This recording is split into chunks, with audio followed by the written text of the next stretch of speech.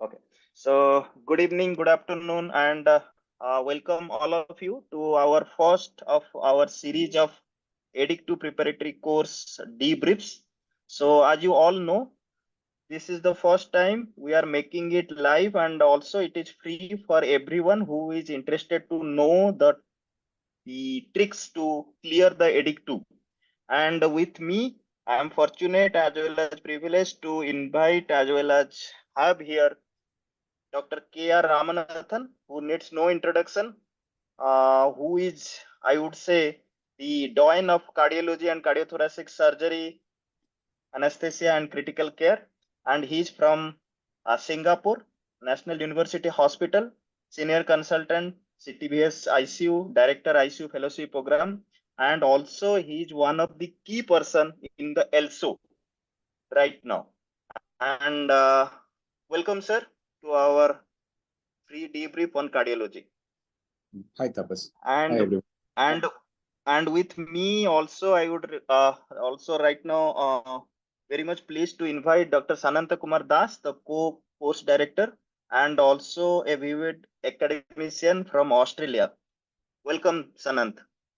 Thanks, Tapas, and good evening to everyone. I hope this session will be very helpful to you. Okay. So as we all know, we have started our official Trics 2 course, which is in full form targeted review of intensive care syllabus. And this is for Edic part 2. And we have launched this program 1 week back. We have shared the course materials and we have also shared the examination link, test link 3 days before. And today is the first live debrief, which we made free for all the candidates to get a glimpse of what we are actually going to discuss in next 10 weeks or so. And after that, there would be 3 mock tests, mega mock tests that would be making them like confident enough to face the real Edic 2 exam, which is scheduled on November 26 and 27, 2024. So as we all know, to start with, we all want the ticket to success. Maybe I would be given a chance, I would like right now ask immediately in the chat box, what is the and where to get the ticket to success. So believe me, it is not work hard, it is the work smart. And that is the ticket to success. With Trics 2 and with all the 11 domains, the discussions, live debriefs, questions that we'll be discussing, that is the smart way to start your preparation. So today we'll be discussing the cardiology part, and we all know as per the Cobatris schedule and the division, it is the 20% of the total Edic 2 division of marks go to cardiology. So it is 1/5 of the complete the examination. The examiners put it to the heart, and the heart is the cardiology and cardiac surgery. So we'll be starting with the CBS, which is the computer-based scenario. We have already shared the questions with our registered candidates, but yes, I will be sharing the question first and the suggested answers. And the answers would not be straight the questions that we are actually making it one liner. Rather, I would try to also discuss some of the concepts that would make you understand why the examiners choose this type of domains in the cardiology. So it won't be explaining the full concept because it won't be possible to discuss for 4 hours or 5 hours, but rather I would be trying to finish in next 2 hours or 2.5 hours. I would know definitely the high yield topics and domains in cardiology that would be asked. There is a separate domain, cardiac surgery, that would be taken by Dr. Sananta next week. So I would not touch base with that part. Rather, I would restrict myself to the cardiology. I would request of you and also expect that those candidates who are preparing to like make their own question banks based on the discussions that we'll have today, because there would be many the domains, high domains that will be coming across. And revise is the smart way to get success. And we'll be also putting some atypical difficult questions. Why I have put the last line, because in last few years we have come to know that the Edic part 2 is not very much straightforward that it was before 3-4 years. So now they are putting some or other, almost I would say 25% of questions that is really difficult to know or answer in that 1.5 hour to 2 hours. So that's why we should prepare also. So as everybody knows or they understand, believe it is better to sweat in peace than bleed in war. And I believe this is the time when we can dare to or like take the risk of sweating. So the first question that I asked in the CBS, it is related to, I would first explain and like show you the domain from which I am trying to put the question. You are all free to share your questions in the chat box. I would request our the experts and also the examiners to address those questions, and also in between, if you want to like put some clinical pearls to our candidates, I would be pausing and they can just like talk to the candidates. It should be very interactive, so please be engaged, all the attendees. So the question comes like this. A 58-year-old man with no previous comorbidities presents to the emergency department with chest pain. The EKG demonstrates ST elevation in leads 2, 3, and AVF. Vital signs show heart rate of 56 beats per minute, blood pressure 75/55, with saturation of 96% on room air. Bedside echo done in the emergency department reveals right ventricular dilatation and right ventricular dysfunction. The patient is intubated straightforward, started on mechanical ventilation. Despite increasing the dobutamine and epinephrine doses, the patient has ongoing cardiogenic shock with rising lactate levels and decreasing urine output. What is the next big step in the management of this patient, and what is the rationale behind your management? So this is a question which is due to the ongoing cardiogenic shock happening in the patient, and you have done the basic management, the preliminary management that you are expected. You have evaluated the patient.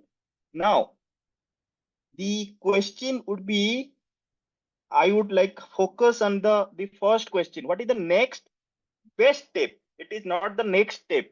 So try to understand the language the examiner is actually asking. And what is the rationale of your management? Now, before going to the answer, I am dealing here with right-sided cardiogenic shock and failing inotropic support. Am I clear in my conflict right now, the explanation?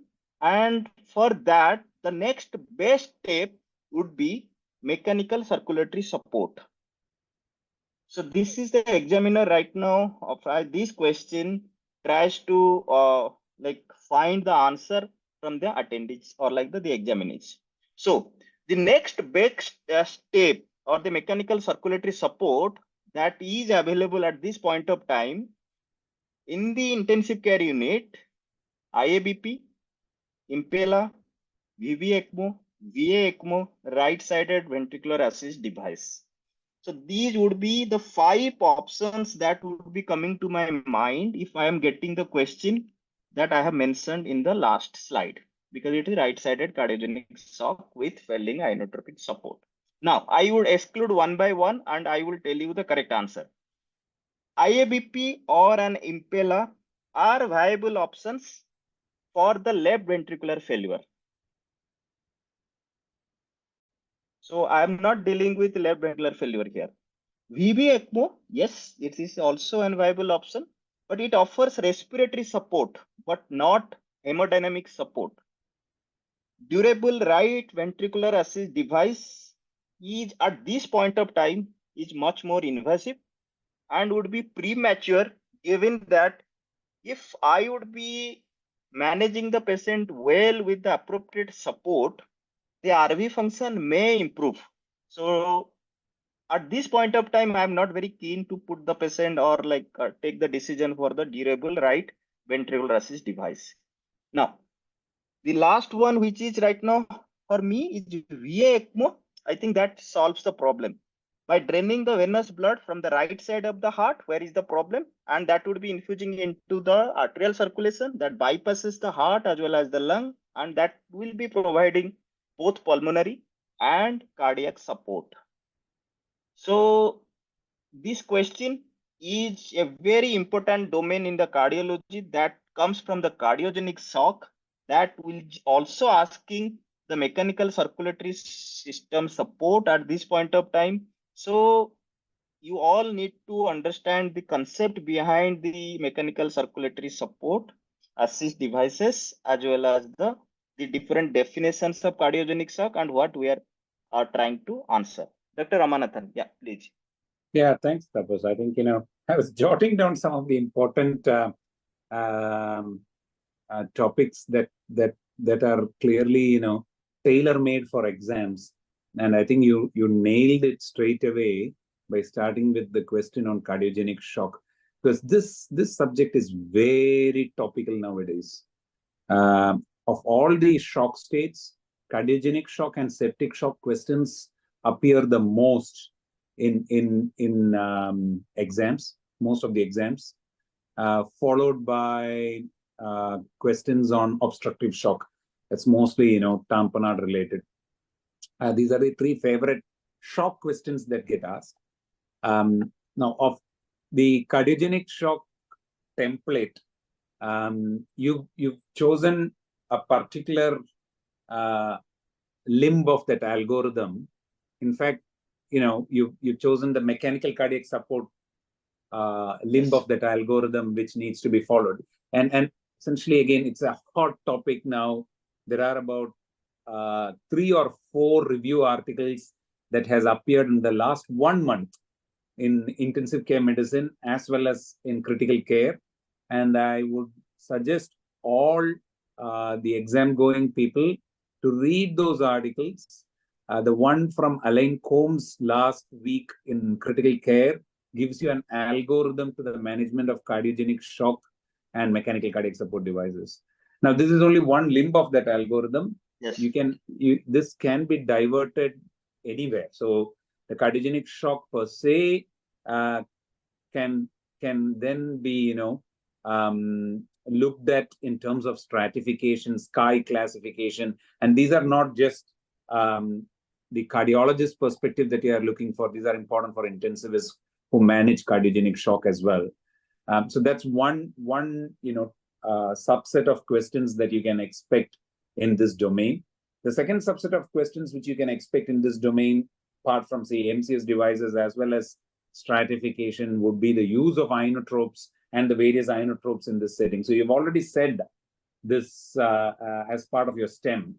So, they can go deeper into that, asking for comparison between inotropes, inodilators, newer inodilators, and all those stuff. So again, it's another stem of the same question where questions are very popular. The last thing that can happen as part of cardiogenic shock, especially in the context of MI, would be going into complications of MI, say something like mitral regurg or VSD here, and then going along that pathway. So if you look at that entire spectrum of questions, so again, with just one stem, you can clearly see, and one thing I really like, Tapas, when you started off, is we are only just providing a template. There are more questions and more, there's things that can be stems that can be really be made out of this big title. So out of the cardiogenic shock title, you can have questions on MCS, you can have questions on specific stratification, questions on inotropes, questions on arrhythmias, questions on complications, which can be different stems under the same umbrella. So yeah, look, I think these are the specifics of your question. I liked it, but I was just trying to allude to some of the big stems that can arise from this title on cardiogenic shock. Sir, as you have rightly told, I have in the CBS also 3 complications, one related to MI, which has resulted in cardiogenic shock. So I'll be discussing that also in due course of time. So there are like 21 questions. Out of that, cardiogenic shock has 4 questions. So this is just the one question. Okay. So, okay. So next question, the domain, it's again a very high field domain. It is ACLS rhythm, cardiac arrest, and ECG. So you got a call to see a patient on the ward who has a return of spontaneous circulation ROSC following a cardiac arrest. The patient is groaning. On initial assessment, you find patent airway, bilateral equal chest movement with good air entry, respiratory rate 18 breaths per minute, SpO2 94% on high flow oxygen. Heart rate is 45 per minute regular, poor pulse volume, BP of 57 by 30 millimeter mercury. Conscious but not fully alert, and RBS is in the higher range of normal. ECG done, which showed this one. So already the question has been attempted by many in the examination done before. So the questions right now in this, what is the ECG rhythm? Diagnosis, immediate treatment. So you can see again the question, post ROSC. This is heart rate of 45 per minute, poor pulse volume, BP 57 by 30. And this is the ECG.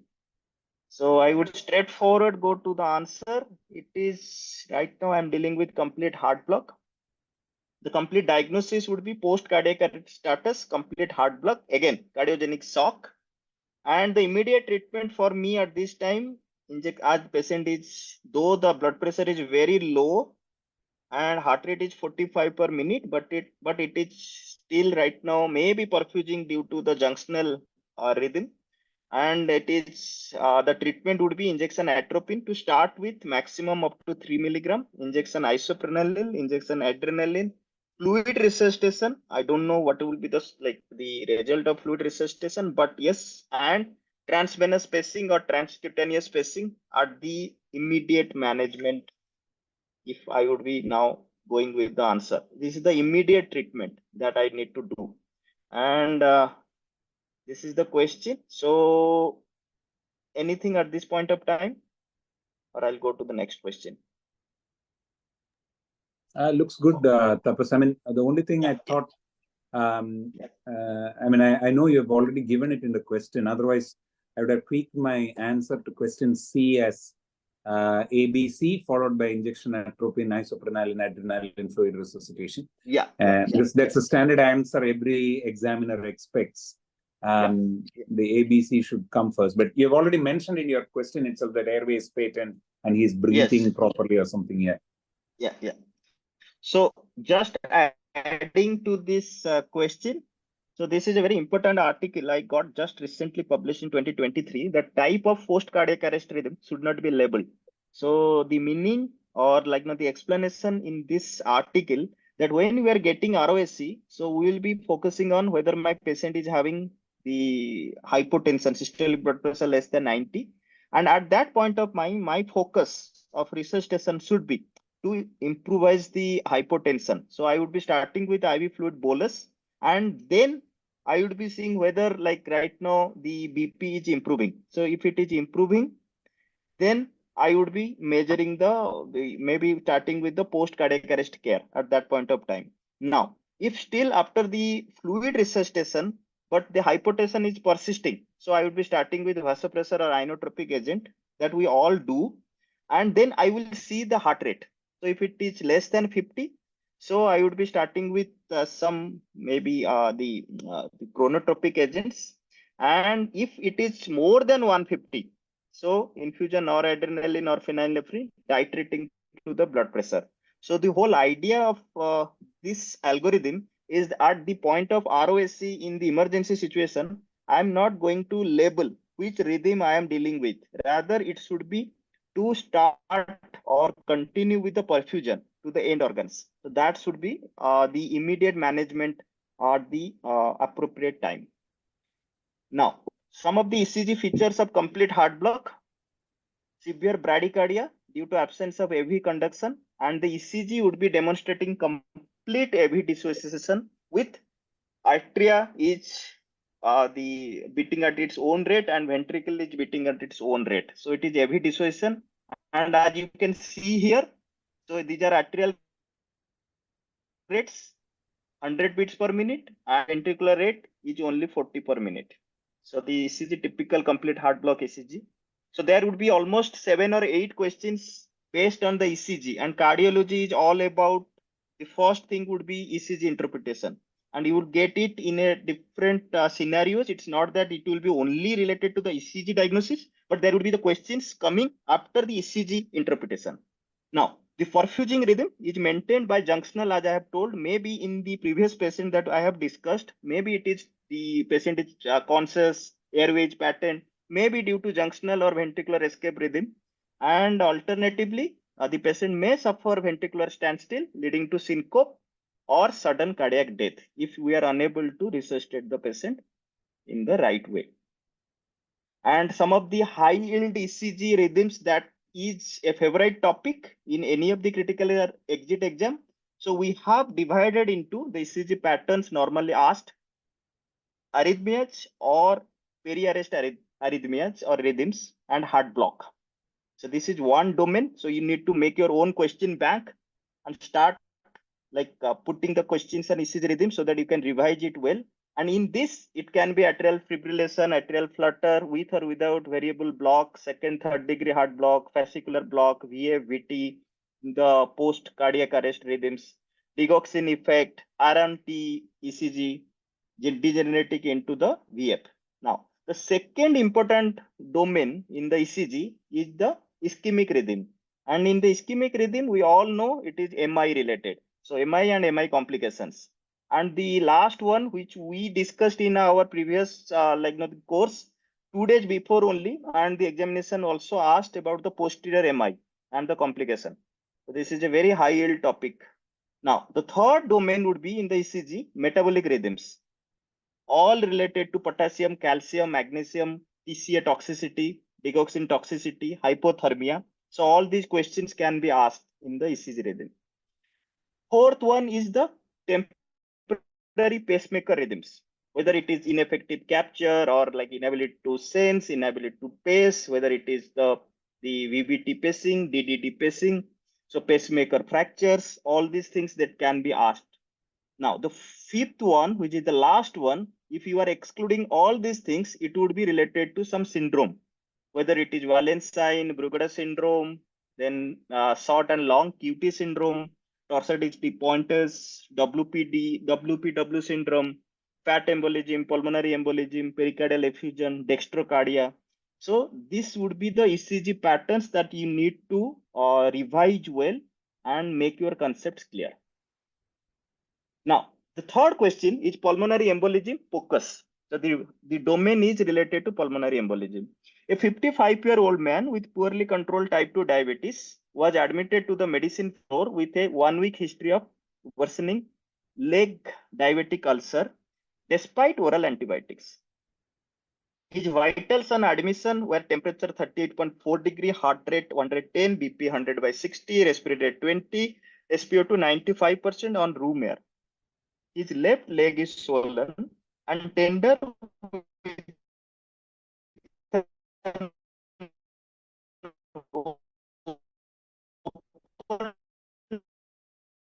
distal ulcer. He was now remains elevated at 3.4 milligram deciliter. Now the repeat vitals, heart rate 120, BP has worsened further to 88 by 59. Respiratory rate is now 28 and saturation has actually dipped 90% on 4-liter oxygen. He is transferred to the ICU and unfortunately he becomes more hypoxic. He is intubated, started on Norapi 0.3 mics for persistent hypotension post-intubation. Focus is performed and it shows long sliding on both sides. And bedside transthoracic echocardiogram done that showed this picture. So very straightforward question. I'm not trying to make it lengthy because we have almost long question, the 21 questions to discuss. So the diagnosis and the further management. So the patient has been ill for 2 weeks. Just I'm trying to scan the question, and the reason why I have made the questions all those red color. Whenever you get the questions in your mind, you can just make the important the vitals or the points that is actually need to be considered, rather than all these lines are not very important for me. So that's why I have tried to make it in my mental side fixed, or I just reviewing this again and again before answering the question. Now, so this is a case where the patient has been ill for 2 weeks, left leg swollen, develops tachycardia with increasing vasopressors, and patient is right now on the high dose of vasopressors. Patient's presentation based on the clinical examination, pre-test probability testing based on the Wells criteria with elevated score, and the echocardiogram finding that has been shown in the last slide is most consistent with the acute massive pulmonary embolism. And the echocardiogram shows signs of RV pressure and volume overload. Now, here, pulmonary embolism is classified massive when you are getting the hemodynamics to be very unstable, systolic blood pressure less than 90, or drop in the systolic blood pressure more than equal to 40 millimeter mercury without other etiologies. And thrombolytic therapy is indicated if there are no contraindications. Although somebody may be saying that I will start with maybe some more fluid, but if they would be arguing for the sepsis part, but his echocardiogram shows RV strain and septal displacement in the left ventricle. So if you are going for IV fluid administration at this point of time more, that could impair the left ventricular filling by causing more displacement of the septum and further decrease in the LV size and compliance. So it would not be the next best step, rather thrombolytic therapy, which is a definitive treatment at this point of time. Now, question number 4. Again, it's straightforward question. 34-year-old male is found unresponsive. ECG obtained by the EMT team is below. Already it is marked the problem in the ECG. So ECG findings and diagnosis and management. So this is the answer, push and pull effect. I have tried to summarize by this picture, very well mentioned in the life in the first lane. Push and pull, hypokalemia, it is push, T wave inversion, ST depression, and prominent U wave. And I am dealing in my question, this one, same one. So it is hypokalemia. And the pull is hyperkalemia, picked T wave, P wave flattening, PR prolongation, and wide QRS complex.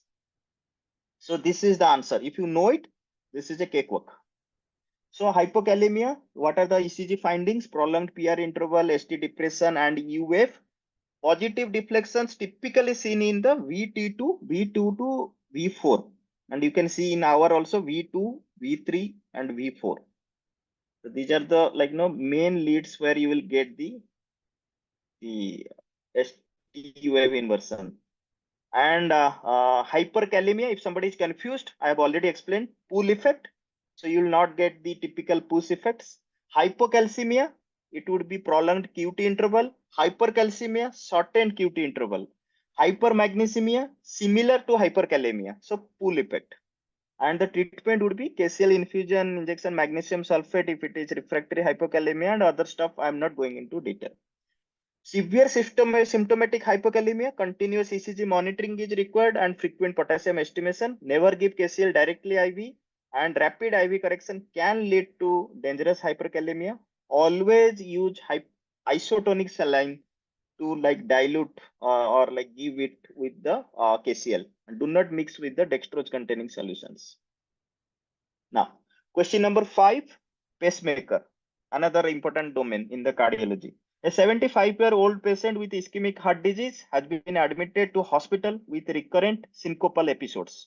Clue number 1, CT shows moderate biventricular dysfunction and cardiac angiography demonstrates a chronically occluded right coronary artery with diffuse coronary disease. The drug history is bisoprolol, ramipril, spironolactone, and furosemide. Temporary pacing wear is inserted, and this is the ECG that you are getting. Okay, so the questions are here. How could you describe the temporary pacing wears using the first 3 positions of the British Pacing and Electrophysiology Group generic pacemaker code with reference to the pacemaker functionality? What is rate modulation and what actions should be taken when defibrillating a patient with permanent pacemaker? So there are three the segments in this question. So the nomenclature, the things that you need to know. So VBI, VOO. VBI is demand pacing. So first one is the paced ventricle, sensed ventricle, and the third one is inhibited if your native activity is sensed. So if it is already like the native activity is there, so it would be inhibiting. Now VOO is for fixed asynchronous pacing. So paced ventricle, no sensing. So that's why it is O. Now the second question is, what is rate modulation? Rate modulation is ability of the pacemaker to alter the rate based on the physiologic demand. So the pacemaker will be modulating the heart rate based on the demand. Now, the third one, which is again very important and related to the cardiac arrest protocol, the SLS protocol. If you are defibrillating in a patient with a permanent pacemaker, what are the precautions or the monitoring that you need to do? That is a very favorite questions from the examiners. The defibrillator pads should be placed as far as from the pacing box possible. This is point number one. And the second point is pacemaker must be checked as soon as possible post defibrillation to check the pacemaker settings and functionality. So these are the two things that you need to remember. Now there are certain important things that I want to discuss here or show to you. Types of pacemaker, I'm not going to detail. It is single chamber, dual chamber, biventricular pacemakers. So biventricular pacemaker are mainly used in the CRT, cardiac resynchronization therapy. Now, pacing and sensing, there will be like the nomenclature is the 1, 2, 3, 4. So it is universal. The first one is chamber paced, second one is chamber sensed, third one is response to the sensing, and the fourth one is rate adaptive. So you have to remember the pace, sense, response, and adaptiveness. These are the four things that you need to remember. And if you will be discussing the single chamber modes and the multi-chambered modes, so these are the some of the classification. Again, you need to remember, you need to clear your concepts related to pacemaker. It is a very important domain, not able to discuss in maybe 2-3 minutes.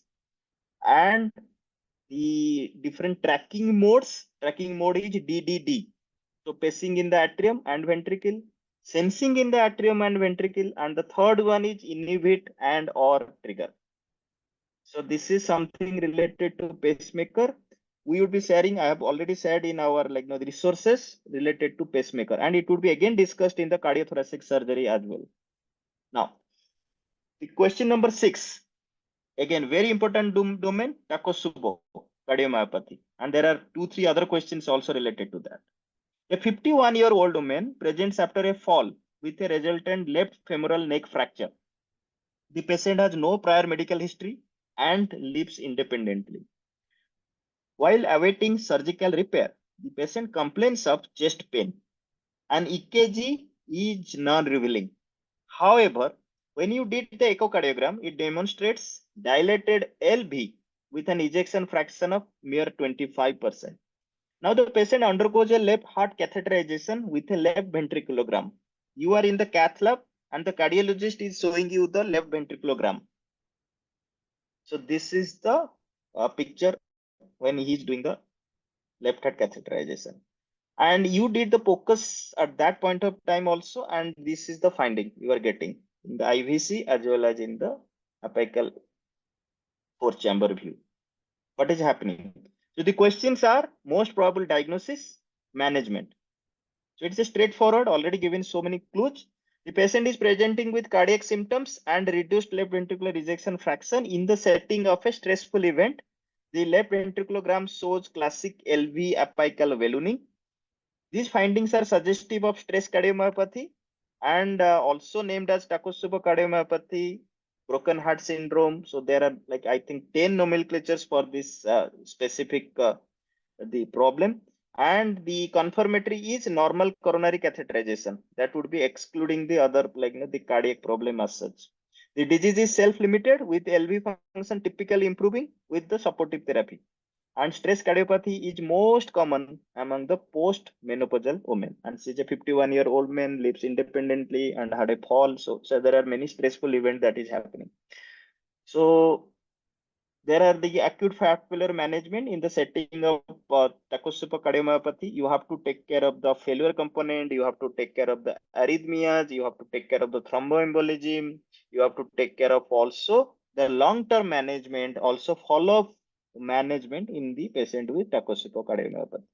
There is another like terminology atypical Takotsubo cardiomyopathy. That is again another question. We will be talking about that in our CCS. Now, the seventh question is pharmacotherapy related to cardiology, renal and cardiac involvement together, and ECG. A 62-year-old woman has been admitted to the ICU with hypotension and bradycardia following a 4-day diarrheal illness with vomiting. She is in acute renal failure with a serum potassium level of 6.9 millimole per liter. Her medication history is unknown and her ECG has been done, which is like this. So renal failure, hypotension, bradycardia following acute gastroenteritis, and medication history we do not know. What abnormalities are shown on the ECG? What is the most likely cause of the bradycardia? So the answers here I am dealing with all types of, I would say, multiple problems in the ECG. Ventricular bradycardia, atrial tachycardia, AV block, and reverse tick ST segment changes. I would show you what is this reverse tick ST segment changes. If you will get the reverse tick ST segment changes, maybe the patient is having digoxin, and due to the acute gastroenteritis, now the patient is resulted in acute renal failure, and the normal digoxin level in the body has landed up in, maybe I would say, is getting the digoxin toxicity. So the ECG is mainly due to the digoxin toxicity. Now the classic digoxin toxic dysrhythmia combines supraventricular tachycardia, slow ventricular response, and PVC is the most common abnormality. You will get lots of ventricular bigeminy and trigeminy with sinus bradycardia. So all types of ECG rhythms can happen in the digoxin toxicity. That is normally bedside teaching by our teachers. So you will also get AF also and VT sometimes, polymorphic and bidirectional VT. And the digoxin toxicity effect on the ECG, downsloping ST segment depression with a characteristic reverse tick or Salvador Dali sagging appearance, flattened, inverted, or biphasic T wave and certain QT interval. It would look like this. Sagging ST segment that resembles reverse tick. You can see here. The tick is reversed here, and this would look like this. And the nomenclature is after the scientist or the cardiologist Salvador Dali sagging. The typical one like this. If you are getting this, so it would be suggesting more towards the digoxin toxicity. At this point of time, any inputs from Dr. Ramanathan or Dr. Sanant or anyone, or I would continue. Yeah, I mean, as with the digoxin, Tapas, I'm not sure whether you're. I know you put in a broad heading saying pharmacotherapy. I would think other antiarrhythmics are equally popular. So Yes. amiodarone, lignocaine, and procainamide are popular drugs that come under this. Yes. Yes. Also equally important are the classification of antiarrhythmic drugs. So, I mean, like, the moment you get into cardiovascular pharmacology, it's so vast.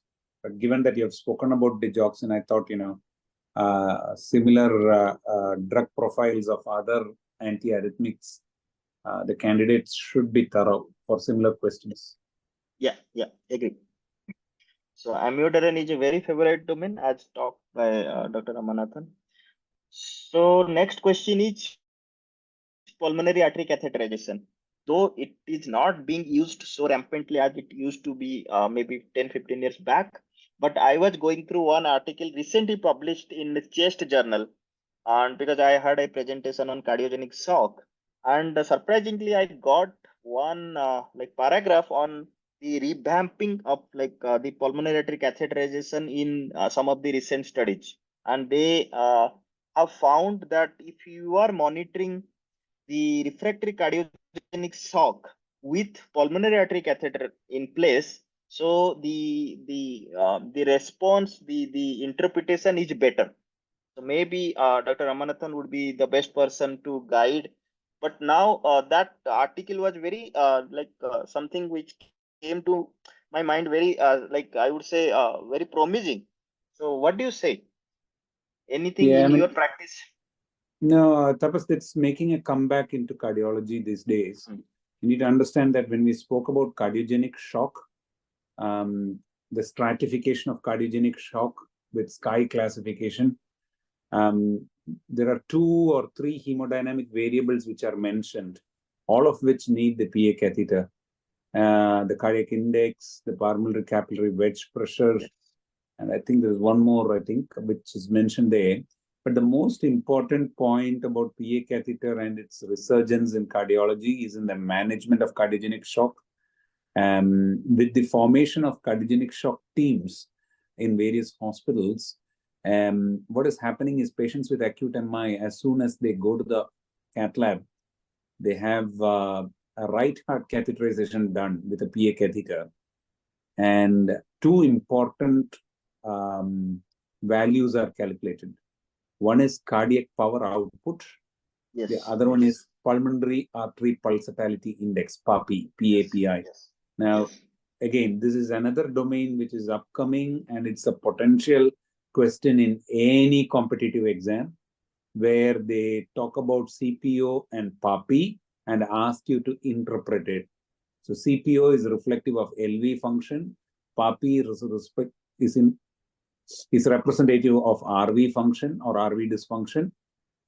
So a patient who has a deranged CPO, has isolated LV dysfunction, is a good candidate for Impella in the long run. A patient who's got a deranged PAPI alone or a deranged PAPI with a deranged CPO would be candidate for VA ECMO. So again, the choice of mechanical cardiac support devices eventually now falls back on how you interpret these values after putting in a PA catheter, and things are now getting more streamlined with the reintroduction of PA catheter and cardiogenic shock. Completely agree. So that article is really interesting. Based on that PAPI, you will be deciding whether you have to go for the right-sided mechanical circulatory support, or you have to think about something else, the left-sided support here. So coming to the 8th question, a 68-year-old obese man with diabetes mellitus, hypertension, and coronary artery disease was admitted 5 days ago for an anterior STEMI. Coronary angiography was performed with a bare metal stent placed in a completely occluded left anterior descending artery. He was discharged yesterday, but was brought back to the ED today with altered mental status and severe dyspnea. Vitals are heart rate 120 beats per minute, BP 85 by 50, respiratory rate is high 27 per minute, saturation is 90% on 6-liter nasal cannula. A new loud, harsh, hollow systolic murmur is heard at the left lower sternal border. An EKG is unchanged compared to the EKG on the day of discharge. TT is attempted, but as the patient is very obese, so limited view due to the body habitus. Now, you decided to put the PA catheter, and the following numbers are obtained. And when you are getting the wedge pressure, it is 25 millimeter mercury with V waves noted. Very classical and straightforward. If you are getting this in your exam, so it should be immediately coming to your mind what you are dealing with. Now, cause of the shock and the management. Now, as discussed in the first question by Dr. Ramanathan, this is one complication of MI. So that is ventricular septal rupture. And it typically occurs 3 to 5 days after an acute MI, but can occur as early as 24 hours, or it can like appear as late as 2 weeks after the anterior like acute MI. The frequency of septal rupture is equal in the anterior and the non-anterior infarctions, and the patients often present with sudden hemodynamic compromise. A loud, harsh, hollow systolic murmur is present over lower left and right sternal border, classical. And the most important, the statement that we got in the question itself, if you are putting the PA catheter, the numbers show a step up of the oxygen saturation between right atrium and right ventricular, indicative of a shunt at the ventricular level, because there is ventricular septal rupture in this case. So this is something I am dealing here in the pulmonary artery catheterization, that this patient is having ventricular septal rupture. Urgent surgical intervention, though this is associated with high mortality, is warranted in patients with cardiogenic shock. Initial stabilization, you have to start with vasodilators, inotropic agents, diuretics, and IABP. Delayed elective surgical repair may be feasible if your patient is having heart failure but no shock. There are also other mechanical complications, as rightly told by Dr. Ramanathan, papillary muscle rupture, acute MR. There are other mechanical complications of acute MI. They can also present with the systolic murmur, hemodynamic compromise, presence of V waves, but the step of the oxygen saturation would not be present. This is the question that I got in my Edic 2 exam, which I appeared in Dublin. I would say 9.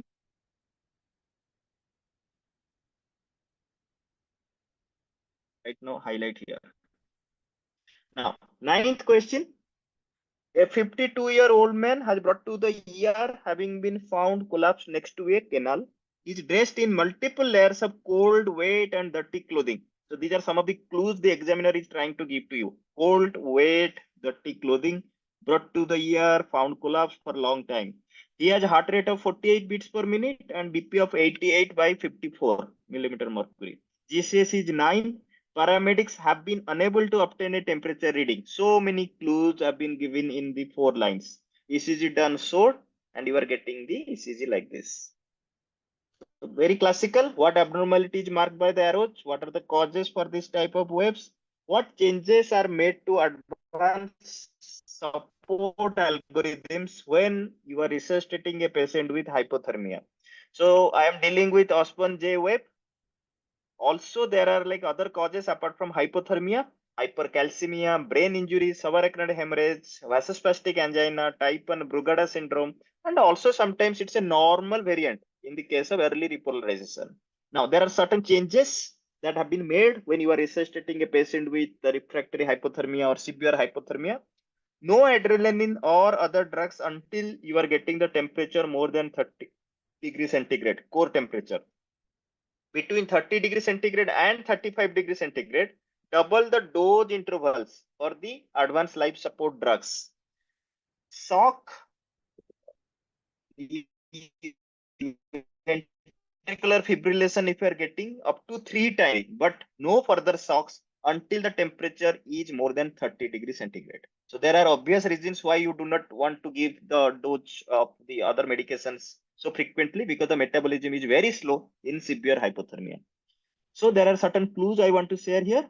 I think everybody knows it, but you have to read it, make your concept clear. Reworm is the best antiarrhythmia and inotropic thing that you can do rather than adrenaline and so many other like the drugs that you are using. Look for and treat the comorbidities and consider alternative diagnosis. Anticipate that you are going to have a prolonged resuscitation. So you need to involve significant multi-specialties at that time. And the team members should be ready for a long resuscitation. There are certain key changes: defibrillation and pacing. I have already explained. You have to try up to 3 times, but after that, try to delay it until the temperature reaches 30 degrees centigrade. Pacing is generally ineffective. Do not try it unless bradycardia persists when you are getting the normothermia, because sinus bradycardia is a physiologic response and is not treated specifically. So you should not be only focusing for the bradycardia. Ventilation, normocapnia will be achieved at lower minute volumes than normal. So do not go for hyperventilation that risk the cerebral hypoxia, and aim for a normal CO2 on ABG, not corrected for the patient's temperature, because there is a correlation between the temperature and also all these gas values. Intubation in patients with perfusing rhythm, intubation may precipitate VF. So try to be gentle while you are doing the intubation in this type of patients. Resuscitation drugs, I have already told, they are normally often very ineffective and they would be having reduced metabolism. So these are withheld below 30 degrees centigrade, then given with twice the time interval between the doses until your temperature is approaching 35 degrees centigrade or circulation is restored. So adrenaline, just in a nutshell, I will be making it very simple. You will be giving it every 8 to 10 minutes once the core temperature is above 30 degrees centigrade. In other times, it would be 3 minutes or so. So, and your chest compression would be very difficult because muscular stiffness would be there. Rewarming can be passive or active, but uh, you should try. If you are not getting the response or it is 30 degree, it should be active. Now, remove the wet clothing. Cardiopulmonary bypass is the most effective active internal rewarming. So therapeutic maneuver of choice is cardiopulmonary bypass. So there are multiple ways how you should be going for the cardiopulmonary bypass, whether it is femoral or aortic right atrial bypass. And the temperature increases like 1 to 2 degrees centigrade every 5 minutes. That would be your target. And bypass should be instituted for patients in cardiac arrest, patients with hemodynamic instability, and core temperature below 30 degrees centigrade, frozen extremities, and you are getting rhabdomyolysis because of the refractory hypothermia and hyperkalemia that is causing your patient to be in the persistent or refractory cardiac arrest. Suppose we are 10th question. moving, we are moving more towards VA ECMO than cardiopulmonary bypass in these patients nowadays. There's a small change in paradigm, but then it's still catching up. A lot of institutions now move to VA ECMO because it can be instituted faster. Right. Yeah. Yes, I agree. But the concept remains the same. Yeah, exactly. Yeah. Thank you. So the next question related to again PSC, pulmonary artery catheterization. You are managing a patient with severe systolic heart failure and septic shock in your ICU while attempting to obtain a waist pressure. You see the following tracing after inflating 1 ml of air into the balloon. What is happening? So very tricky question. So if you know it, you will be just taking maybe 10 seconds to answer this. So what is the problem? The cause and next best step in the management. So it is overinflation and over wedging, I would say. So deflate the balloon and pull back to obtain a pulmonary artery tracing. So this should be your answer. The tracing demonstrates a continuous increase in the pressure. You can see here, continuously increasing the pressure here. And then when you are actually pulling it back, then you are getting again the waveform. Now, it's a continuous increase in the pressure with the balloon inflated that is consistent with an over-wedging position. And this can be due to eccentric inflation or the balloon being trapped against the vessel wall. And in this position, the pressure increases due to continuous flow of the flush fluid through the catheter tip. So this increases the risk of vessel rupture. Now, it is again one of the very good topic for your exam, not possible in 1 or 2 slides to explain, but these are some of the waveforms, very the preferred domain in the Edic 1 as well. They will just put one question out of this in the MCQ based exam. And there are also some of the troubleshooting. What are the problems you can see? How to distinguish between RV and PAP waveform, catheter motion artifacts, under damping, over damping, and over wedging. So this was the question in the previous slide. So this is the over wedging. You will see a sharp increase in the pressure. And when you are actually taking little bit pulling back, you will get the waveform again. So this is the classical question they can ask you. And this is something I got. This is a recent paper, 2022, contemporary pulmonary artery catheter. You will get most of the things for the exam purpose. Question number 11, another mechanical circulatory support, IABP. 61-year-old man with diabetes mellitus presents with chest pain and hypotension. During cardiac catheterization, left main disease is found and the patient is scheduled for CABG. Before transfer to the CCU, an intra-aortic balloon pump is placed. The waveform is shown below. Obviously, they would be asking out of the 4, 5, the permutation and combination. What is the problem? So the problem is inflation is occurring too late. So you have to adjust timing to ensure the inflation just prior to the dichrotic notch. I would be a little bit faster in our the discussions because there are a lot of questions right now left. And these are the 4 things that I want to highlight here. So just take this as an important note. Early inflation, late inflation, early deflation, late deflation. So the questions would be, what will be the physiologic effects? What will be the troubleshooting?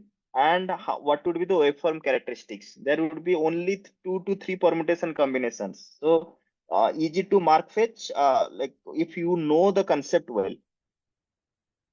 12th question is dealing with another complication in the cardiology, aortic dissection.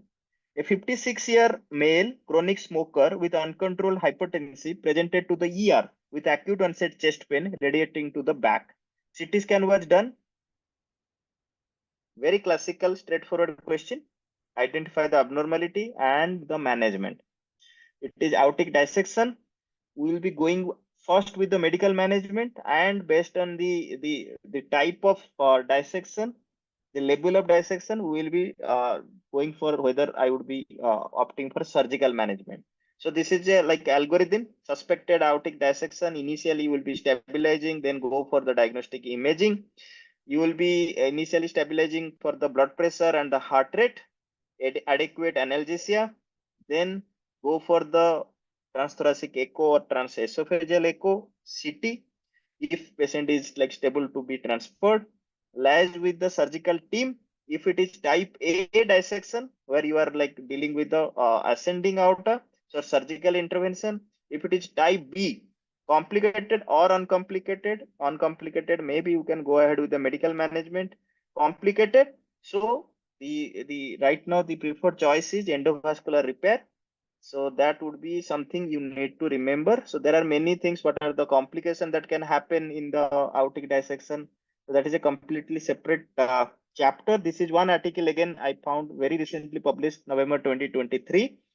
Management of aortic dissection in the critical care. You can go through this in the intensive care society. Now, question number 13. 45-year male admitted to the ER with acute onset chest pain and shortness of breath for 6 hours. ECG taken in ER. This is the ECG. What is the diagnosis? What is the definitive management? Answer is anterior wall MI, and straightforward the definitive management. The answer would be PCI. You need to be very thorough. Take a the screenshot.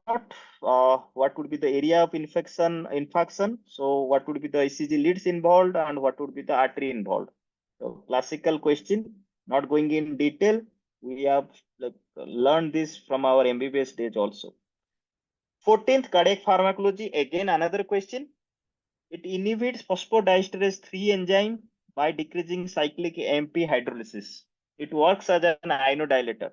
Which drug we are talking about? What is its effect on the right side of the heart?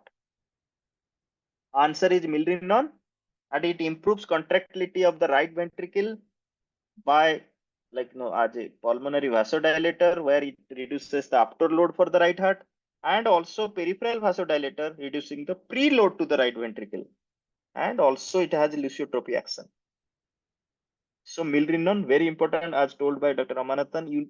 You have to focus on, I think, 10 to 15 cardiac drugs that the examiner would be definitely expecting that you should know everything about that. So there are certain vasodilators, pulmonary, nitric oxide, milrinone, prostaglandin, sildenafil. So there are a lot of things that you need to remember. I'm just giving you the slide. Now, another question again related to cardiac pharmacology, protamine sulfate. What is the mechanism of action? Then what are the two important side effects? So mechanism of action, everybody knows protamine. It is a highly cationic peptide that binds to the heparin. So it is an antagonist of heparin overdose or low molecular heparin to form a stable ion pair which doesn't have any anticoagulation activity. And this complex is then removed and broken down by the reticuloendothelial system. And the complications, the side effects, anaphylactic is the most important.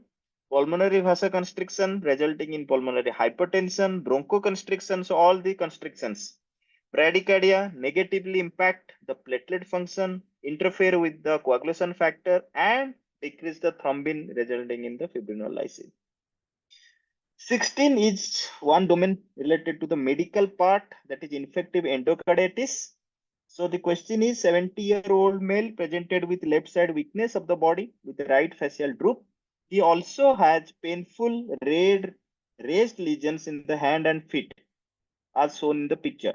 You can see here, which have been progressive for last 3 weeks along with feeling unwell, low grade fever, generalized malaise and body ache. He was treated for the polymyalgia rheumatica by the local physician without much improvement. Now, on auscultation, you are getting a loud pansystolic murmur over the precordium. So this is the important, like the thing that they want to share. Clue. So what are the skin lesions consistent with? What can be the other skin lesions or lesions associated with? What is your most probable diagnosis and the treatment plan? So what is shown in the picture is Osler's node.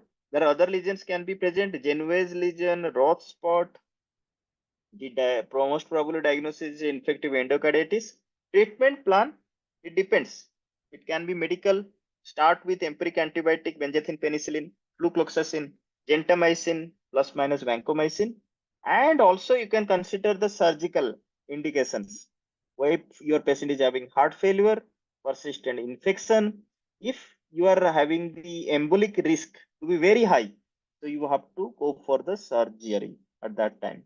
As per the European Society of Cardiology as well as American College of Cardiology, so indications are if you are getting aortic agitation more than 10 millimeter with severe stenosis or regurgitation, and as per the SCC or AHA guideline, so early surgery for left-sided mobile vegetation more than 10 millimeter without any relevant to the lesion severity or operative risk. And the fourth point would be prosthetic valve endocarditis. So if you are having any of these things and you are considering, you should go for early surgery for the infective endocarditis. Now 17, again one question related to ECG. I would be straightforward giving you the hint. 79-year-old female, past history of hypertension, started with hydrochlorothiazide and captopril and ketoconazole for vaginal thrush. She was also receiving digoxin 0.25 milligram, allergic rhinitis and flu-like illness diagnosed, and you have started with non-sedating antihistamine. Now you will be getting the complaint from the patient of syncopal episodes and presented to the emergency department. In your clinical examination, you are seeing that patient is having a well perfused normotensive patient in the ER, but bursts of an irregular pulse were present like this. So what is happening? Classical ECG, it is Dorsatis D pointis and the treatment is IV magnesium. Now 18, ECG diagnosis and treatment, very classical. Routine investigation for insurance, always don't find that patient will be having abnormality or it would be pathological ECG. So for that reason, I just want to share one ECG. ECG for normal, like the checkup for the insurance, and you are getting the ECG, and this is something lead reversal. You can see classical lead 1, lead 2, lead 3. In that 1 and 2, you can see negative deflection. So nothing to be done at this point of time. Just change the leads to the correct position. Question number 19. Very interesting question. 20 years male known carcinoid syndrome presented with vomiting, shortness of breath, tachycardia, and palpitation. Multipara monitor revealed this one. So what is happening? What is the typical abnormal value that is catching my attention from this one? You can see the CVP waveforms. What is happening? Finding and intervention. So it is fusion of C and V wave suggestive of TR, tricuspid regurgitation, associated with right-sided carcinoid in the heart. They have given you the clue, known carcinoid syndrome, and having all the GI problems as well as breathing problems here. And this is the ECG multipara monitor. So you are getting the fusion of the C wave and the V wave. So you can see here. So you have to go for urgent 2D echo and surgical review for resecting that carcinoid in the heart. Question number 20, last but one, cardiac tamponade, another complication in the cardiology ICU. 66-year-old male smoker while driving car had head-on collision with a truck and sustained blunt chest injury, admitted to the ED with shock. And in the echo, you are getting all these findings. So what is the differential diagnosis of echo finding and what is the treatment?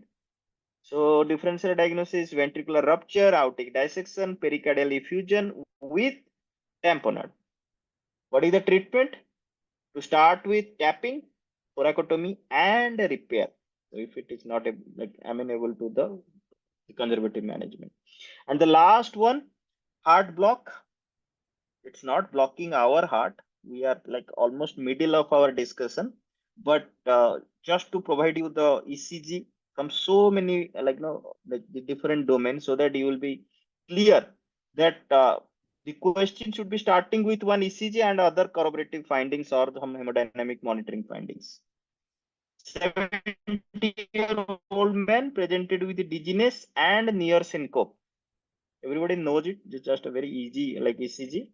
You can see what is happening. I will be giving you the clue. ECG diagnosis and treatment. So for you all to understand, PPP, you can see here. So this is AV block second degree Mobitz type 1 Wenke-Back phenomenon.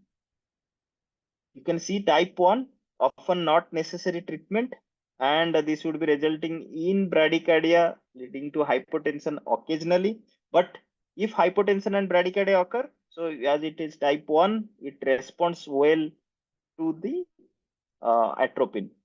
And you can, if it is unresponsive, then you can try with the transcutaneous or transvenous pacing. And if the patient is on any beta blockers or calcium channel blockers or digoxin, so the dose should be reduced first or medication should be discontinued. And all these patients should be admitted and monitored. Unlikely Mobitz type 2, that these patients require transvenous pacing until you are finalizing with the permanent pacemaker. So unlike Mobitz type 1, the type 2 patients are bradycardic and hypotensive, and they would not respond to atropine. So definitely you should think about seriously going for transvenous pacing. So with this, we come to end of the CBS 21 questions. Almost 1 hour we have finished. So anything at this point of time, Dr. Ramanathan?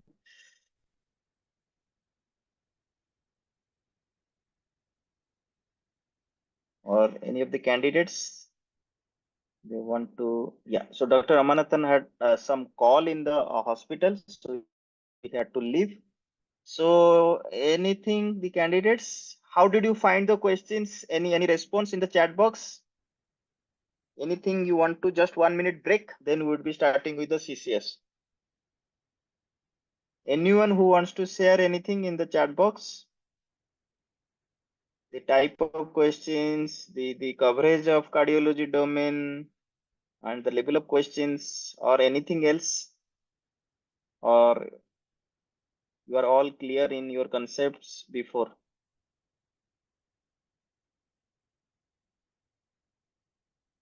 Hypothermia, Yes, VA ECMO, as it is rising right now, every center is having like the VA ECMO more frequently. So maybe I would go for VA ECMO, as Dr. Ramanathan has also mentioned.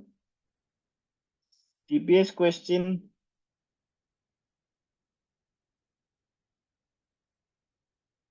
CBS one question, can't we go for thrombolysis or PCI? Thrombolysis, because most of the centers are very well versed. PCI may take some time. So to just save the time and the patient's urgency, we can go for thrombolysis in the first instance and then plan for the PCI. Is atropine an option in complete heart block? They will not respond complete heart block preferably. So yeah, Ospan, if you don't remember, you can say ECG of hypothermia. You can. So it's a name only. So hypothermia, the cause etiology is hypothermia. Yes, you can get the answer like full mark.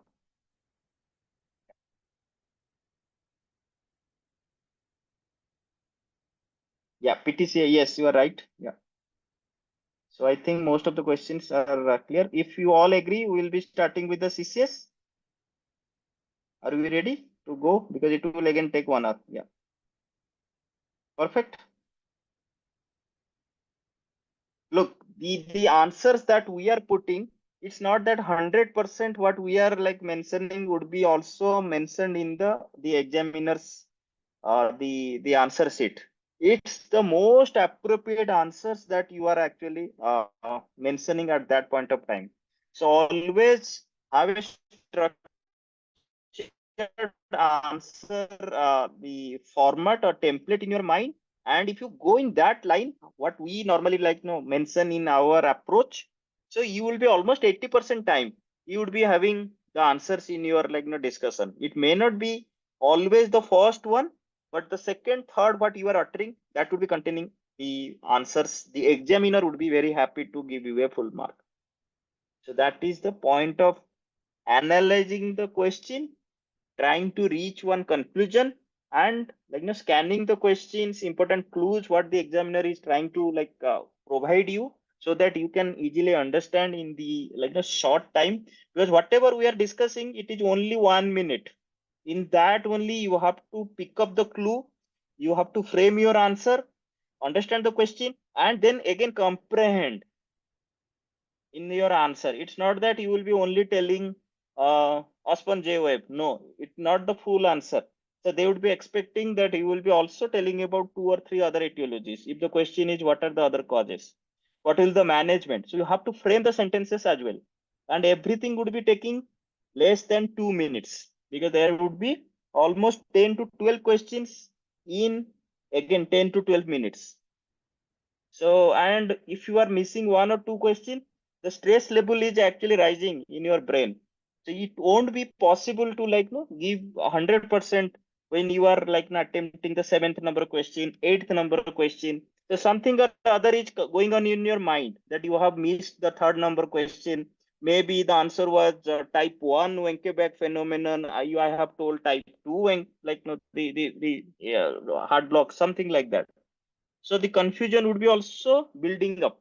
So many things you need to keep in mind, and you have to maintain your cool throughout the examination process. That's why CBS, the clue, keep your calm and practice lot of questions beforehand, so that in the real exam you won't be stressed during your 1 hour non-stop exam, or maybe 45 minutes of non-stop exam. Clear? Short answers. Yeah, visible. It won't be detailed answer because you will not get time. Maybe 1 or 2 questions you can answer detailed, but after that it has to be short only.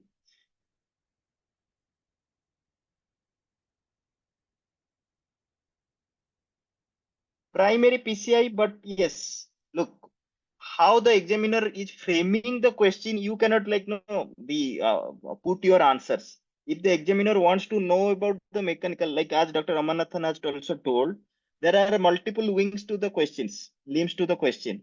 So if they want to know about the ionopressor, what is the best one? After that, the question answer should be also different. Then if they want to know about the standard management by PCI or surgical at that time, that is again another limb. If they want to know about the mechanical assist devices, then that is again another limb. So it won't be like right now prudent to tell that this is the protocol the examiner would also follow. Right. So that's why remember all the things and try to like give the most sensible answer at that point of time. Okay. So without wasting further time, let's start with the CCS.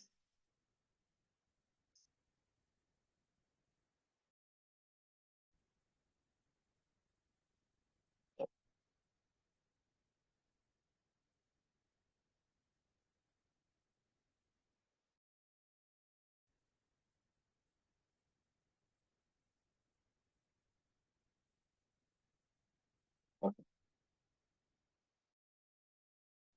Perfect. You all are able to see the screen. Okay. So the first CCS, what we have shared with you, you attend an emergency call in your hospital's acute medical unit during daytime hours. On arrival, a 34-year-old female, Mrs. XYZ, appears tachypnic, respiratory rate 30 breaths per minute with oxygen saturation 96% on 15 liter per minute oxygen therapy. She is tachycardic at 110 beats per minute with blood pressure of 120 per 70 millimeter mercury. She is febrile with a temperature of 38 degrees centigrade.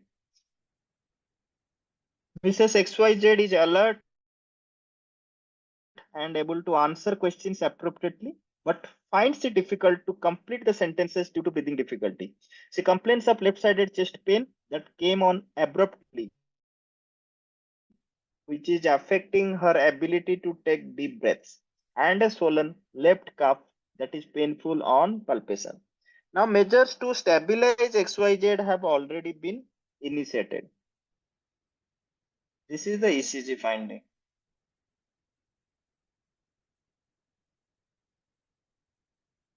This Okay. Now this is the other two static, is the echo finding, right? Very classical echo finding. Now, what could be the most likely causes of deterioration in this case? This is the question number one to the clinical vignette one. So the first clinical vignette will be given to you beforehand, maybe 5 minutes before you start the discussion. Now, after that, as you answer, there would be the clinical vignettes, just like this question. So you will not get that time to frame your answers, scan the important things. So you have to be ready with your answers. So what could be the most likely cause? As we already discussed in our initial introductory the webinar also, always have a structured approach. Always have a structured approach while you are answering this type of question. What could be the most likely cause? Respiratory, cardiovascular, others. In respiratory, pulmonary embolism, the most important that is coming in your mind should be coming as the first answer. Pneumonia, acute asthma exacerbation, spontaneous pneumothorax. In cardiovascular, acute myocardial infarction, acute pulmonary edema, aortic dissection. Others, gastrointestinal, perforated viscous, acute pancreatitis. So they will be framing these marks depending upon the number of options that you are actually giving correctly. So you should not be bothering about what would be the full marks in that question. But I'm just giving you a clue that there would be 4 marks. Any plausible cause, but it must include pulmonary embolism, acute pulmonary edema. Clear? So whatever you are telling, it would be giving you at least 4 marks. But if you are not answering pulmonary embolism and acute pulmonary edema, maybe you can answer all these 10 causes, but you will get only 1 mark or something like that. But if you are answering pulmonary embolism and acute pulmonary edema, they may give you 4 marks out of 4 marks. So that is something is not very clear. It is not possible to give you exact the exam the mark how they the assess and they just give you the marks. What is the most probable diagnosis in this case? Acute pulmonary embolism, very clear. How do you define hemodynamic instability in acute high risk pulmonary embolism? Again, the answer should be very typical: cardiac arrest, obstructive shock, persistent hypertension. Cardiac arrest, we all know clearly. Obstructive shock, if the systolic blood pressure less than 90 millimeter mercury, or you are requiring vasopressors to achieve systolic blood pressure of 90 millimeter despite adequate fluid resuscitation and evidence of end organ perfusion. Persistent hypotension, if systolic blood pressure is less than 90 or systolic blood pressure decrease of 40 millimeter mercury that lasts longer than 15 minutes and is not caused by new onset arrhythmia, hypovolemia, or sepsis. Classical. So you cannot change these definitions. So this is as per the standard, the acute pulmonary embolism high risk category. What are the other risk factors that increase your risk for VTE? Genetic risk factors, acquired risk factors, ICU related risk factors. So as we always tell to you, the candidates, always have some structure when you are answering. Don't start from here, then add up from here, then add up from something else. As the examiner should be also guessing that this candidate is not very thorough or not very confident of what are the risk factors, because it's a very usual topic in our training period. So it should be flawless in your answer style. Genetic risk factor, acquired risk factors, ICU related risk factors. I'm not going to detail. This is a very classical thing. What role does echocardiograph have in the workup for diagnosing PE? Again, straight question. Answer should be straight. Diagnostic modality, management decision. Diagnostic modality, rapid bedside assessment in a hemodynamic unstable patient where CTPA cannot be done. Clear. You can also exclude some coexisting other cardiac abnormalities like LV dysfunction, valvular abnormalities such as TR, pulmonary pressure, volume status, because that is also having some correlation with your management strategy. Now, the second big thing is management decision, whether your patient is having RV dysfunction on the echo. So, and also you need to think about whether you have to go for thrombolysis. So all this management on the 2D echo to suggest diagnosis of PE.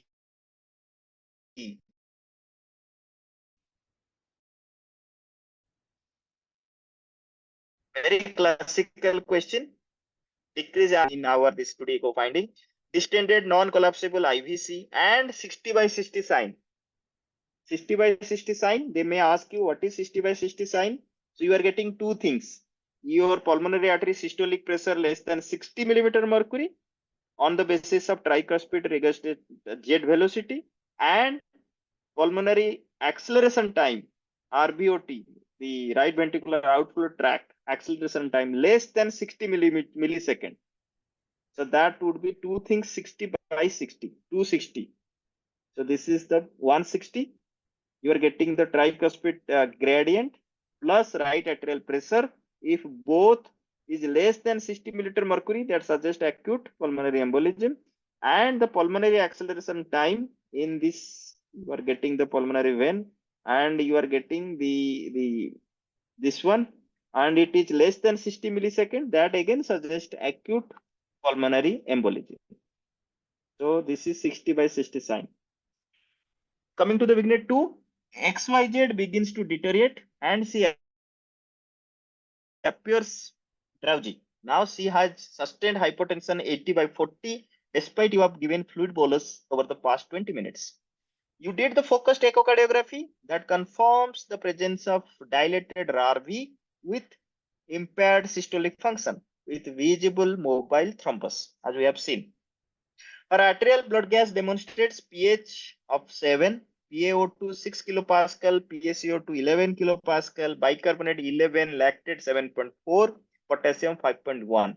The chest radiograph appears normal. One clue here, in the examination, they can give you in millimeter mercury or kilopascal. So you need to remember how to convert it, because these are some of the basic things that needs to be converted immediately if you are getting the value. You may not always demand that why this is not given in the millimeter mercury. That also is one clue that I want to share. Gas, blood glucose, some of the other the important things that you need to remember by heart. So this is the thrombus that I am able to see. Now, what are your immediate concerns after shifting to the ICU? Intubation, mechanical ventilation, hemodynamic stabilization with titrated fluids or vasopressors, advanced hemodynamic monitoring, plan for definitive management, risk stratification, suitability for thrombolysis versus catheter directed therapy, or only anticoagulation. So some of the things that I would be deciding at the bedside after shifting to the ICU after stabilization with the immediate measures. What ECG abnormalities are associated with poor prognosis in patients diagnosed with PE? Tachycardia, which is the most commonly found ECG abnormality, sinus tachycardia. New and complete RBBB, atrial arrhythmias, for example, atrial fibrillation, ST elevation in AVR, S1Q3 T3, anterior ST segment changes, and T wave inversion. What is the rationale for ordering a chest radiograph? To investigate other causes for this presentation, and we all know it may appear normal in up to 1/5 of patients. Now coming to the Vignet 3, following the uneventful or successful intubation, XYZ is placed on the ventilation with aim of avoiding high plateau pressure, standard practice. Central line is placed, noradrenal infusion rapidly rises to 0.6 mics per kilogram per minute. After 30 minutes following intubation, her BP still now she's now more tachycardic at 130 beats per minute. On clinical examination and bedside lung ultrasound, there is no evidence of pneumothorax. Urgent CTPA done, which revealed massive pulmonary embolism with evidence of RV dysfunction. Clear? So now the essence of this clinical vignette that you are dealing with thrombolysis or embolectomy.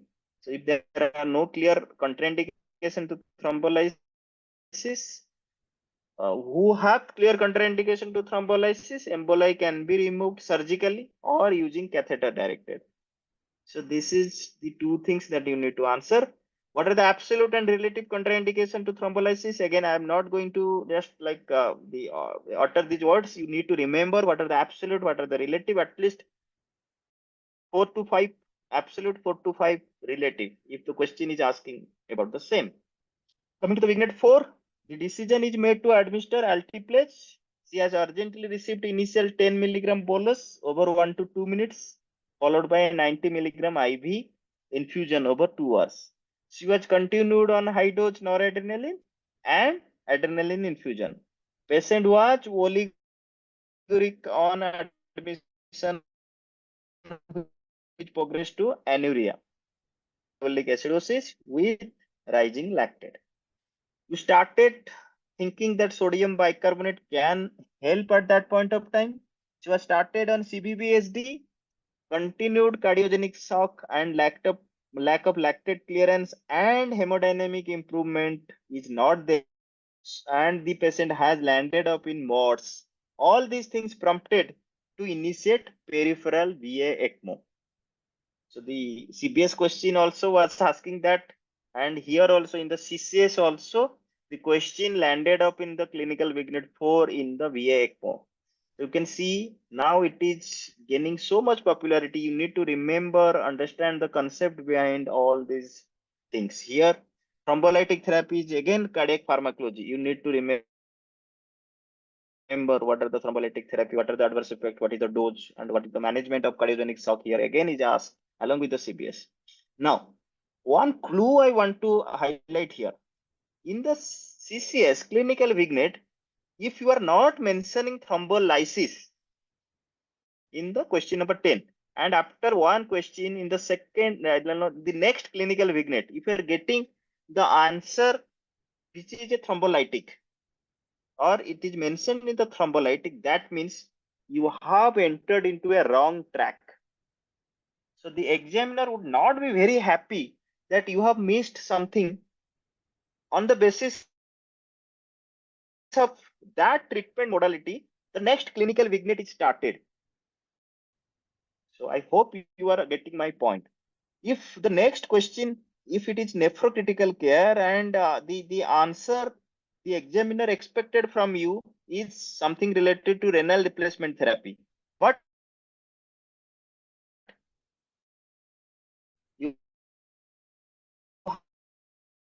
have not mentioned that renal replacement therapy, but the idea of renal replacement therapy, but you are still continuing with diuretics or fluid resuscitation. And the next clinical vignette is actually highlighting the importance of renal replacement therapy. That means you will be losing, I think, bulk of the marks, despite you are answering that particular clinical vignette on renal replacement therapy. I hope I am clarifying you a very important clinical note at this point of time in our debrief. What are the indications of VA ECMO in general? Again, I'm not going to highlight cardiogenic shock, cardiac trauma, post-cardiotomy, bridging therapy, drug overdose, anaphylaxis. You need to remember and answer it on the basis of the question. What are the unique complications with VA ECMO? Here it is a little bit difficult, but I would be highlighting or emphasizing VA ECMO is something which is very burning topic. So you need to go in detail of the complications of VA ECMO. Here the examiner expected that you are telling about limb ischemia and LV distension. Those people who are working in ECMO compatible or ECMO feasible centers, they know what do you mean by LV distension. What is LV distension? As VA ECMO can increase the LV afterload, and a low LVEF can lead to LV distension. So there would be like some amount of blood which is actually accumulating in each time the heart is pumping against the afterload. How do you detect it? Frequent echocardiography. You will see that the aortic valve is not opening. You will be doing chest X-ray where you will be getting the pulmonary edema and the chest X-ray enlarge the heart border. You will get, if your like patient is having PA pressure like catheterization, so you will get increased wedge pressure and PA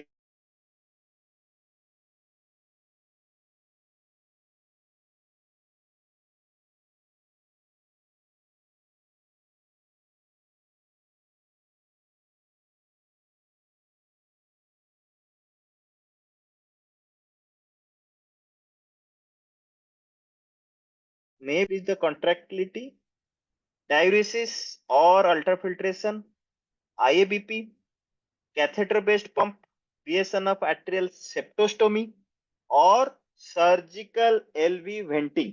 If you are still, after all these conservative managements or minimal invasive management, if you are unable to decongest your LV, so you will be directly, like the surgeon would be directly doing one like stoma, or like I would say something like opening, so that your LV is decongested at that time. Now, what are the major advantages and disadvantages of thrombolytic therapy in acute PE? Again, I'm not going into detail. You can mention in these following terms: hemodynamics, accessibility, and bleeding. It would improve immediately the pulmonary artery blood pressure, RV function, and pulmonary perfusion. This is one of the most widely used and available and easy to administer. Maybe VA ECMO would take some time to implement, so it would be not always available in most of the centers, and the expertise and the teamwork has to be there. And the bleeding part, the the opponents would always say that anticoagulation therapy, the systemic thrombolytic therapy increases the risk of major bleeding and intracranial hemorrhage. But in high risk patients with cardiogenic shock, with pulmonary, the cardiac thrombus, the benefit of thrombolysis in reducing the combined outcome of mortality and recurrent PE appears to outweigh the risk of bleeding. 9.9 rate of severe bleeding and 1.7% rate of intracranial hemorrhage. So you have to take the risk and start the thrombolytic. Coming to the Vignette 5, patient vasopressor requirement started to downtrend. Patient started improving 48 hours post commencing VA ECMO. On day 3, something atypical happened. The SpO2 of right arm dropped to 88% and arterial blood gas from the right radial artery confirmed PaO2 of 45 only. The SpO2 from other extremities were normal. Chest X-ray demonstrated right upper limb atelectasis. Echocardiogram showed improvement of LV systolic function and well opening of the aortic valve with your all management for the LV distension. So what is happening here? What is the complication? What is the mechanism of such a complication? So this is Harlequin syndrome. I am dealing with at this time peripheral VA ECMO. Saturation of the upper part of the body is lower than the lower half. This is due to flow competition in the aorta. As with the ECMO, the heart is right now recovering. So heart is trying to propel the blood forward, but the ECMO is trying to also like giving you the support. So there is the mixing of the decongested blood with the pure blood. So this is something happening like this. So there is a watershed area. So this is also called as north-south syndrome. Something coming from the south, something coming from the north, both are mixing, and it mixes, or the watershed area is the upper limb. So that's why you will get the decongested blood or the blood with PaO2 low in the upper limb, right upper limb. So this situation specifically occurs when the native LV function improves and competes with upcoming stream from the femoral cannulation. The battleground is drawn somewhere in around aortic arc. It is a fight between the stroke volume from the native LV and the ECMO return. So you need to go in detail of this Harlequin syndrome. How will you troubleshoot this condition? By increasing ventilatory management. Still, you need to continue with the ECMO. Think about putting the cannula in the axillary or carotid. If heart has recovered, decannulate, convert to the VA-V ECMO, and think of other mechanical circulatory support system like Impella. So these are some of the troubleshooting. What are the major trials on the VA ECMO as eCPR, arrest trial, chair trial, eCPR for refractory out of hospital cardiac arrest, Prague OHCA study, that is out of hospital cardiac arrest, and Inception trial. I'm not going into detail, but these are some of the standard landmark trials that you need to remember for eCPR, the role of ECMO. Now coming to the Vignette 6, on stopping sedation. Now from the cardiology, the patient is entering into the neuro. So this is the classical CCS. They will not follow or restrict themselves to only one domain. Now, on stopping sedation, the patient was not waking up properly or appropriately and had upper motor neuron sign. CT brain was done and you are getting the CT brain finding. What are the risk factors for ICS? This patient is having intracranial hemorrhage. For ECMO patients, so some of the things that you need to remember if you are putting the patient for long time on ECMO, rapid hypocapnia. So there will be vessel rupture in the intracranially. PaO2 increase at ECMO initiation, female gender. If the patient is having pre-cannulation SOFA score to be very high, associated septic shock, pre-ECMO morbidity is very high, platelet is very low, and you are using heparin to high dose in the ECMO. So these are some of the risk factors for ICH in ECMO patient. What is the mechanism of ICH in ECMO patient? Low as the typical, we all know why ICH happens. So that the same physiology would be also applying here. Low cerebral blood flow, hypoxia, acidosis, reperfusion injury if you are putting the patient on ECMO, rapid shift of PaCO2 and PaO2 leading to the vasoconstriction, and thrombocytopenia, anticoagulation, and there is also pre-existing anticoagulation in that patient due to the thrombolytic use previously. So these are some of the risk factors or mechanisms of ICH in ECMO patient. Now, there is another important thing we have already discussed in our CBS also, mechanical circulatory assist devices. So they may ask you what are the right ventricular support, what is the left ventricular support. So this is a picture. Right ventricular support are the impeller and tandem heart, and left ventricular support via ECMO, IABP, impeller, tandem heart. Not going into detail. Now, the last vignette in the CCS1, on day 5, patient was decannulated successfully. Sedation hold for 48 hours. His GCS is E1, VT, M2. His kidney functions have improved. His current urea creatinine liver function tests are within normal limit. He is making 30 to 50 ml of urine per hour. His last fentanyl dose was 48 hours ago, and he has been off propofol since. The patient's bedside nurse reporting that patient is having tonic roving movement of the eyes, and his electrolytes are sodium 148, potassium 4.8, magnesium, calcium, phosphate are within normal limit. His ABG is okay. He has no neck stiffness. He has been afebrile for last 48 hours. What is happening? What is your differential diagnosis and what is your provisional diagnosis for his encephalopathy? Non-convulsive seizure should come as the first answer. Progression of IC bleed. Any other IC event that has happened, new ischemic stroke or subarachnoid hemorrhage. So out of these, you should be restricting yourself to the DD. How will you further evaluate? EEG should be the first one to exclude the NCSE. Rule out if you are still giving or the patient is having some potential drug causing encephalopathy. You can repeat one CT brain to check that ICH has not progressed or any new event has not been right now occurred. Repeat electrolyte, check the sodium level, rule out any other metabolic factors like high ammonia. In the context, if the patient is on sodium valproate, it would be causing hyperammonemia. So you have to exclude that part and other drugs if patient is having still now. How will you treat this patient? Midazolam or lorazepam. Continuous EEG monitoring has to be done to check burst suppression. Load with Levipil. If still the patient is having seizure on EEG, you have to add phenytoin or valproate. Target should be burst suppression on the EEG. And you should prefer at this point of time continuous EEG. What is the prognosis if your patient is having non-convulsive seizure on the morbidity and mortality compared to the convulsive status epilepticus?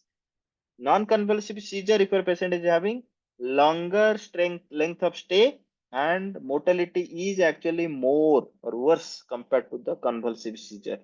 So if it is NCSE, definitely it's not a good prognostic marker for your patient. Thank you.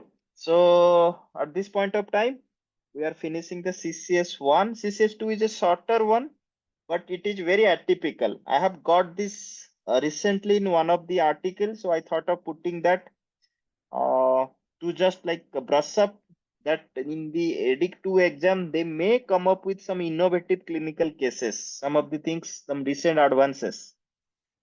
So let's start with 38-year-old female, a software engineer by profession, was admitted to the emergency room with symptoms of diarrhea and vomiting, which started 48 hours prior and progressed into an unproductive cough and dyspnea.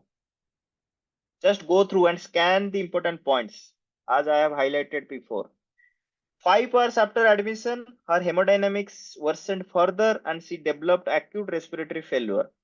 Vasopressor in the form of norepi was promptly initiated and the patient underwent ET tube in place and mechanical ventilation followed by shifting to the ICU. Patient was kept on with sedative analgesic and intermittent neuromuscular blockade. Now in her previous history, no Recent flu-like symptoms were recorded, and patient has received 3 shots of COVID-19 vaccine. A large consumption of alcohol and electronic cigarettes in the 48 hours before the first symptoms have been reported. What is going on in your mind? If somebody has not attempted this clinical vignette in the last few days when we have shared the test link. So what is happening here? 38-year female software engineer, sudden onset of diarrhea, vomiting, then unprotected cough, dyspnea, shifted to ICU, patient have hemodynamic instability. But the history is something very strange and something they have categorically placed electronic cigarettes. Maybe I am dealing with something related to electronic cigarettes. So this is the X-ray. So differential diagnosis, chest X-ray finding, and further investigation that I need to do. So again, the answer should be always in a structured fashion, infective versus non-infective, pulmonary or cardiac or others. We have already mentioned in the CCS1. So infective or non-infective, pulmonary, cardiac. In the infective pneumonia, again, pneumonia can be bacterial, viral, COVID, influenza. In the cardiac acute coronary syndrome with pulmonary edema, pulmonary thromboembolism. In the X-ray, the finding is bilateral diffuse pulmonary infiltrates. In the CT, I'm just highlighting here itself, though the question was not there. You will get diffuse bilateral ground glass opacities with bacillar predominance and sometimes subpleural or lobular sparing. What are the investigation that we will do? 12 lead ECG, ABG, complete hemogram, cardiac enzyme, HRCT thorax, focus, 2D echo, PAL, diagnostic or therapeutic, CRP, procalcitonin, urine tox. As the patient was found to be having, the question is itself, alcohol and electronic cigarettes. And the most common thing that you will be suspecting if your patient is having electronic cigarettes consumption is any smart answer? Tetrahydrocannabinoids, THC. Okay. So coming to the vignette 2, laboratory tests initially indicated metabolic acidosis with increased anion gap, hyperlactatemia, and PaO2 FiO2 ratio of 220. Bedside ultrasound was performed. Significant LV systolic dysfunction and IVC variability greater than 30%. EKG study done that showed sinus tachycardia. There is no suggestive acute ischemia. Other laboratory findings demonstrated ultra-sensitive troponin 496, hemoglobin 13.5, TLC 7400, 70% neutrophils. Other relevant findings, elevated CRP, mild hyponatremia, hepatic and renal function were preserved. Tracheal aspirates came to be negative. CT thorax done that showed this one. Clear? Now, don't go with the image. This is just showing the clinical diagnosis that I am dealing with.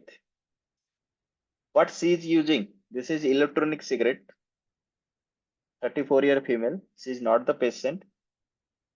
It is E-Valley. I am dealing with E-Valley, though it's a very new terminology, but I thought of putting this as a question to highlight that this type of syndromic or something new can come up in your exam. And here I am talking about cardiology, but why I am going into the respiratory part? Somebody may be asking at that time when I just started with the respiratory problems. The question is going to unfold. Don't worry. In the next, it will come to cardiology. So believe in me, this is a cardiology domain only. Now, what is E-Valley? E-Valley stands for e-cigarette or vaping use associated lung injury. So it is E-Valley, or before it was Valley. So we heard about Valley. Now there is a terminology Valley, but to just make it less confusing, the new terminology is right now more popular. It is E-Valley, e-cigarette or vaping use associated lung injury.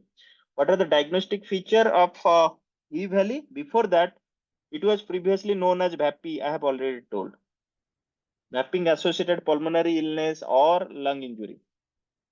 The new name is in response to a growing number of severe lung illness cases related to using e-cigarette or vaping products, the first being identified during 2019. Vitamin E acetate, this is the culprit. And in the e-cigarette or electronic cigarette, this is one of the additive. And sometimes they also use THC containing e-cigarettes, that is tetrahydrocannabinoid, as the primary, but not the only cause of E valley. There is no single test for E valley. Diagnosis is mostly a process of elimination because symptoms can be similar to many other respiratory diseases, COVID, influenza, bacterial pneumonia, anything like that. You have seen the chest X-ray, you have seen the CT thorax. It is not a very specific to E valley. Now, what is the definition of E valley or VAPI? Acute or subacute respiratory illness characterized by spectrum of clinicopathologic findings mimicking various pulmonary diseases. According to the CDC criteria, E valley is a clinical diagnosis that requires the use of an e-cigarette in the 90 days preceding the appearance of initial symptoms, pulmonary infiltrates on a plain chest radiograph, as we have seen in our patient, or chest CT, and absence of any other possible etiology, such as infection. So this is the definition as per the CDC. Now coming to the Vignette 3. Repeat echo done by ICU specialist that showed significant impairment of LV systolic function with an estimated ejection fraction of 20%. You are still confused that patient started with respiratory problem. Now the echo is showing low ejection fraction. What is happening? So you have decided to put one pulmonary artery catheter, and that showed normal right atrium and pulmonary artery systolic and diastolic pressure, but increased PCOP or PCWP, increased pulmonary capillary occlusion pressure. Central venous oxygen saturation 75%, lactatemia 4.5, repeat troponin is also still very high, 482. This is the echo finding. You did the echo, and this is the echo finding you are getting. Now, any smart minds at this point of time, what is happening? Anyone was attempted, was not attempted by looking at the clinical scenario? Cardiology opinion was taken.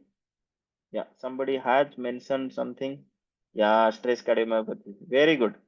Very good. My job is, I think, done. What I have tried to mention in my CBS also and CCS also. Look, in the first CCS, I started with cardiology, landed up in the neurology or neurosurgical. This one, I started with pulmonology, but landed in the cardiology. So CCS is never predictable. This one I want to highlight in this first domain of our discussion. So you will be completely taken to north. Immediately the examiner would just pull you from north and put you in the south. So believe me, you will be confused. What is actually the examiner's intention? To pass you, to fail you, or to hang you in between.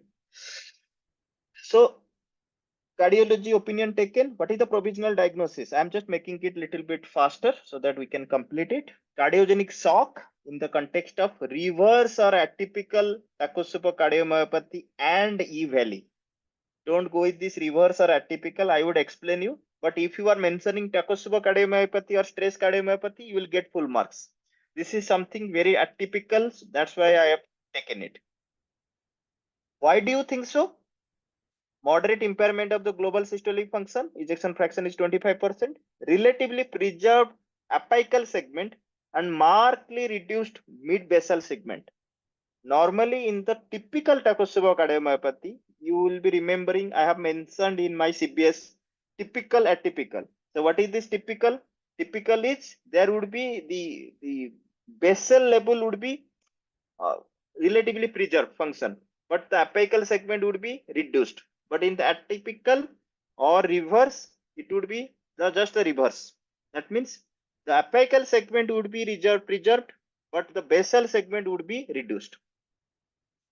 Use of electronic cigarettes increases the risk of both myocardial infarction and stroke. So that is acting as a stress, and also simultaneously respiratory failure has happened, and that both the two things have precipitated the typical Takotsubo stress cardiomyopathy. What are the pathophysiologic mechanisms? The pathophysiologic mechanism, we all know it's a central sympathetic storm. And a lot of things happen, multiple vasospasm, inflammation, stress due to nitrosoactive.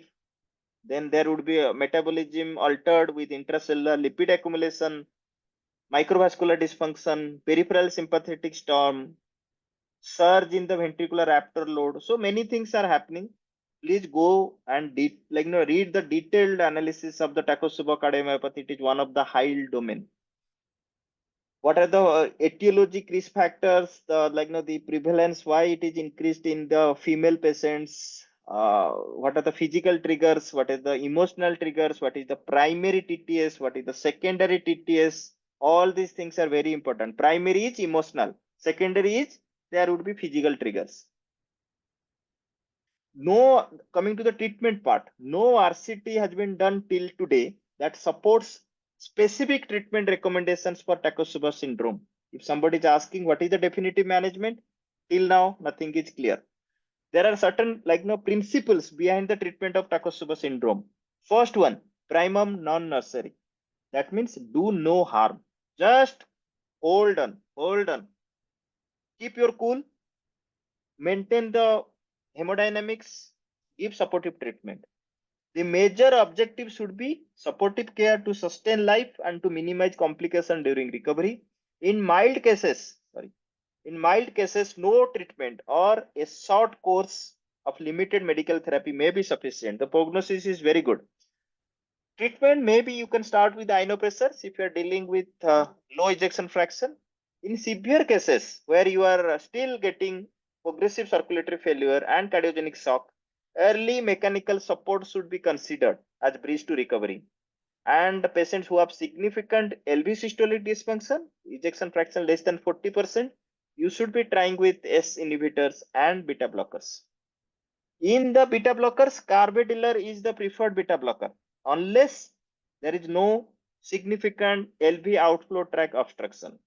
If you are having LV outflow tract obstruction, then beta 1 selective beta blocker should be preferred, like bisoprolol. Both S inhibitors and beta blockers can be weaned off if your patient is improving, your LV function is improving, and there is no other indications to continue with S inhibitors or beta blockers like tachyarrhythmias or hypertension. Coming to the last clinical vignette, diagnosis of cardiogenic shock in the context of reverse or atypical Takotsubo cardiomyopathy and E-value was made. Patient gradually required increasing dose of vasoactive drugs.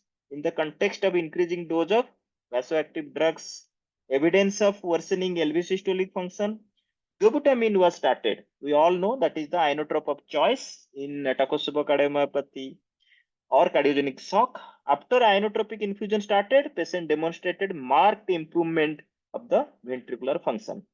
Now you gradually reduce the dose of dobutamine and later norepi and vasopressin.